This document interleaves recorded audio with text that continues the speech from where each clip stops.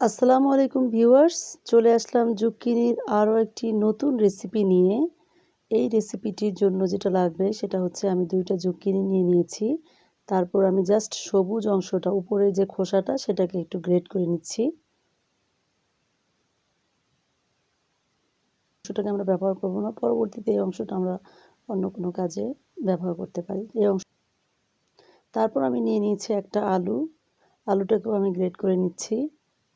আলুটাকে ধুয়ে একটু পরিষ্কার করে নিব।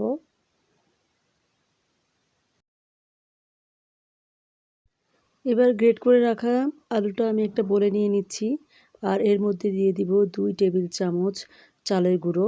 আর অ্যাড করছি সেই যে আমরা জুকিনিটা রেখেছিলাম খোসাটা গ্রেট করে, সেইটা। ডিম নিয়ে নিলাম, স্বাদ মতো লবণ, চিলি ফ্লেক্স, অল্প একটু গোলমরিচের গুঁড়ো দিয়ে দিচ্ছি। এই উপকরণগুলোকে এবার আমরা ভালো মতো মিশিয়ে নিব। তারপর আমি এখন ব্রেড ক্রাম্ব নিয়ে নিলাম।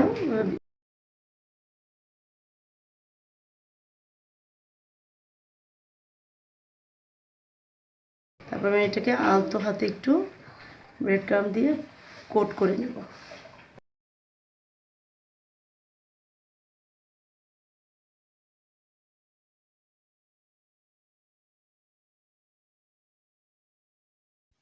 চুলায় একটা প্যান বসিয়ে আমি তেল দিয়েছি, তো তেলটা গরম হয়েছে।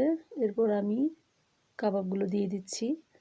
তারপর মিডিয়াম ফ্লেমে গোল্ডেন কালার করে আমরা ভেজে নিব দুটো সাইডকে। তো একটা সাইড হয়ে গিয়েছে, আমি এখন উল্টিয়ে দিচ্ছি।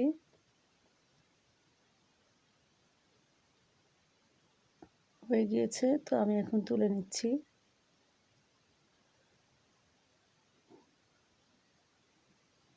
তৈরি হয়ে গেল আমাদের জুকিনি কাবাব।